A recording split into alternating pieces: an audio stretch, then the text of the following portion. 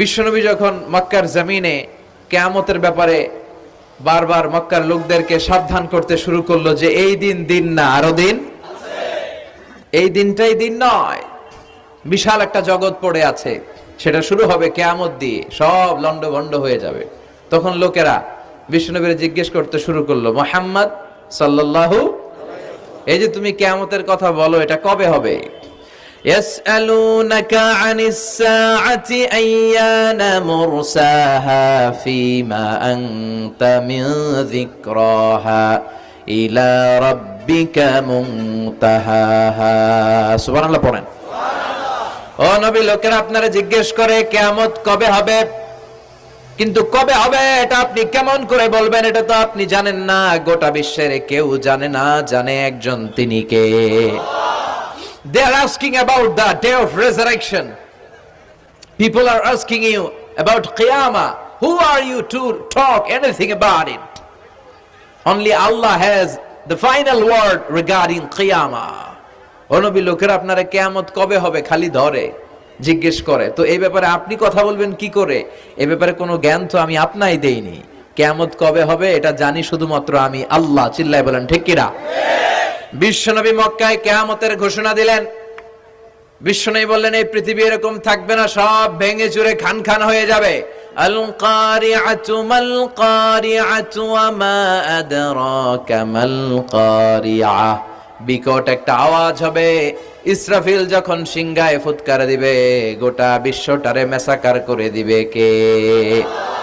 আবার বিশ্বনবী শোনাতে লাগলেন, ইযা যুলজিলাতিল আরদু জিলজালাহা ওয়া আখরাজাতিল আরদু আসকালাহা। বিশ্বনবী বললেন, সেদিন পৃথিবীটা কেঁপে উঠবে, মহা ভূমিকম্প হবে। জমিনের ভেতরে যা আছে, তেলের খনি, গ্যাসের খনি, স্বর্ণের খনি, সবকিছু জমিনটা বমি করে বের করে দিবে। আবার বিশ্বনবী বলতে লাগলেন, ইযা রুজ্জাতিল আরদু রাজ্জাও ওয়া বুসাতিল জিবালু বাসসা। সুবহানাল্লাহ পড়েন। জমিনটা কেঁপে উঠবে, পাহাড়গুলো ভেঙে চুরে দুমড়ে মুচড়ে যাবে, গোটা বিশ্বটা কেঁপে উঠবে, সাগরের বুকে দাউ দাউ করে আগুন জ্বলবে। সেই দিনটা হচ্ছে কিয়ামতের দিন। বিশ্বনবীর মুখ থেকে বারবার বারবার বারবার এই কিয়ামত কিয়ামত শুনতে শুনতে কাফেরদের মনের ভিতরে ভয় ঢুকে গেছে। কাফেররা মনে মনে কয়, এই মুহাম্মদের তো কোনোদিন মিথ্যা কথা বলতে শুনি নাই। শুনছে? বিশ্বনবী ওনার পুরো জীবনে একটি মিথ্যা কথা বলেছেন, একটি অসত্য কথাও তিনি বলেছেন। ওদের মনের ভিতরে ভয় ঢুকে গেছে, কিরে মুহাম্মদ যা বলে তাই তো হয়।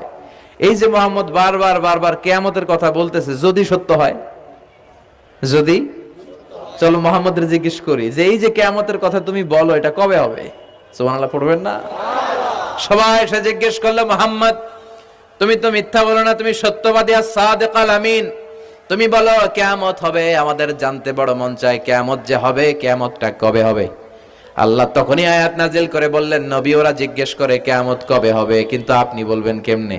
বলতে পারে একজন, তিনি কে? ইন্নাস সাআতা লাআতিয়াতুন লা রাইবা ফিহা ওয়ালাকিন্না আকসারান নাসি লা ইউমিনুন। আল্লাহ বললেন কিয়ামতটা হবেই হবে, এতে কোনো সন্দেহ নাই। সন্দেহ আছে নাকি? এটা কিন্তু ঈমানের সাথে সম্পৃক্ত। কিয়ামত যে হবে, আমাদের কারো সন্দেহ আছে? কারো সন্দেহ নাই। কারো কি এমন ক্ষমতা আছে যে কিয়ামতকে আটকায় দিবে? বলেন।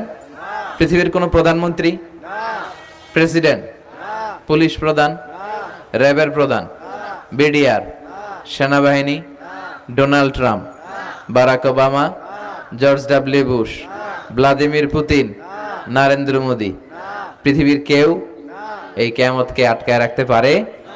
অসম্ভব। কিয়ামত হবেই, কেউ কিয়ামতকে ঠেকায় রাখতে পারবে না। এটা হবে, কিন্তু কবে হবে কেউ জানে না, একজন ছাড়া, তিনি কে?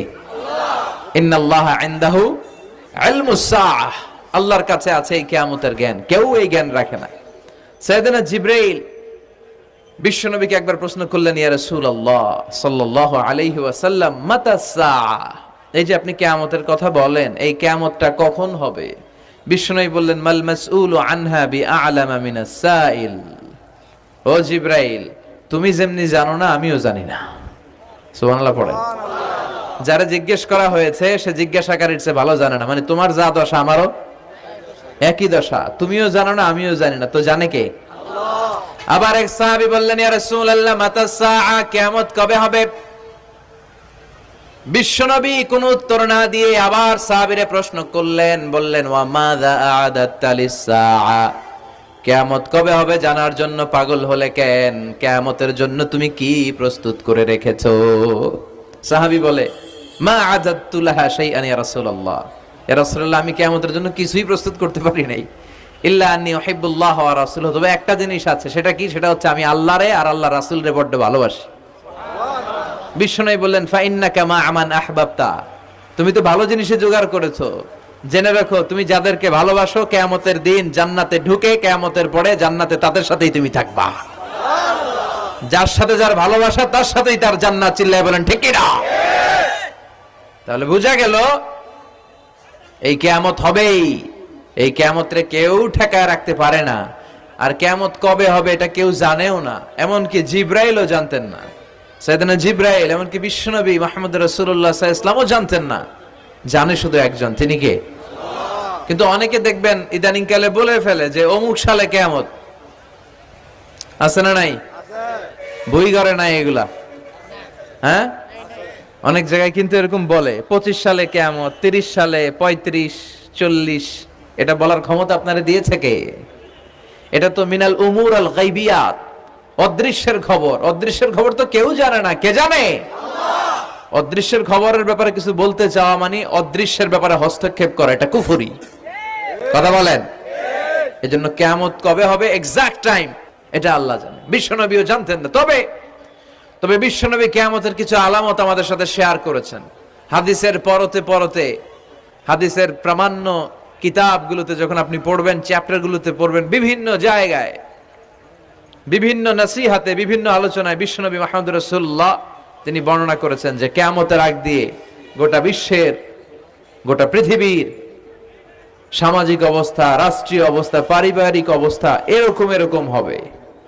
কি কি আলামত বিশ্বনবী বলে গেলেন আমাদের জানার দরকার আছে না নাই? আমরাও কিন্তু অবাক করা কোনো কাণ্ড দেখলে বলে ফেলি এটা কিয়ামতের আলামত, বলি না? কথা বলেন। আমরা যদি বেহায়াপনা দেখি, বিশেষ করে ধর্মপ্রাণ মুরব্বী যারা আছে, এরা বেহায়াপনা দেখলে সহ্য করতে পারে না, এরা বলে এগুলো কিয়ামতের আলামত। আছে না নাই? কিয়ামতের আলামত। আমি এরকম দেখেছি যে একটা সন্তান মায়ের পেট থেকে ভূমিষ্ঠ হয়েছে, কিন্তু ওই সন্তানের মাথা দুইটা। কয়টা? আছে না নাই? তো এগুলো দেখলে আমরা কি বলি? কিয়ামতের আলামত। কিন্তু বিশ্বনবী কিয়ামতের আলামতের ব্যাপারে কি বললেন, আমাদের কি শোনালেন, জানতে মনে চায়?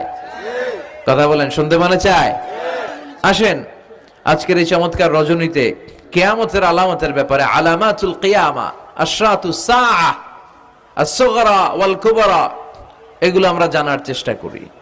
আপনি বিশ্বনবীর মুখনিসৃত এই বাণীগুলো যদি শোনেন যে কিয়ামতের আলামতের ব্যাপারে বিশ্বনবী কি বলেছে, শুনলে আপনার গা শিহরিয়ে উঠবে। আপনার মনে হবে বিশ্বনবী যেন এই একবিংশ শতাব্দীর দিকে তাকিয়ে তাকিয়ে বলে গিয়েছিলেন। মনে হবে যেন বিশ্বনবী বাংলাদেশের এই পরিবেশটা দেখে দেখে বলেছেন। প্রায় প্রতিটাই আমাদের সমাজের সাথে, আমাদের দেশের সাথে, আমাদের পরিবেশের সাথে খাপ খেয়ে যায়। কিয়ামতের আলামতগুলো দুই ভাগে বিভক্ত। একটু আওয়াজ করে উত্তর দিতে হবে, কয় ভাগ? একটা ছোট আলামত আর একটা বড় আলামত। চিল্লায় বলেন, একটা আর একটা, আবার বলেন একটা আর একটা। বড় আলামত মোট 10টা। কয়টা? আল্লাহর মেহেরবানি 10টার একটাও প্রকাশ পায় নাই, একটাও প্রকাশ পায় নাই। কিন্তু কিয়ামতের ছোট আলামত গুলো অনেকগুলো আলামত, 30, 40, 35 এরকম হয়ে যাবে। এই ছোট আলামত গুলোর বেশিরভাগই আমাদের সমাজে প্রকাশিত হতে শুরু করেছে। যেগুলো হয় নাই এগুলো হওয়ার পথে, বেশিরভাগ সমাজে প্রকাশ পেয়ে গিয়েছে। আশরাতুস সাআ, আস-সুগরা ওয়াল কুবরা। আমরা আজকে কিয়ামতের ছোট আলামত, the minor signs of the day of judgement, কিয়ামত আসার আগ দিয়ে কি কি ছোট আলামত আমাদের সমাজে দেখা যাবে, এগুলো নিয়ে আমরা কিছু কথা শুনবো। আওয়াজ করে পড়েন ইনশাআল্লাহ। উদ্দেশ্য হচ্ছে এগুলো জেনে আমরা সচেতন হব। কি হব? আমরা আখিরাতের ব্যাপারে সচেতন হব।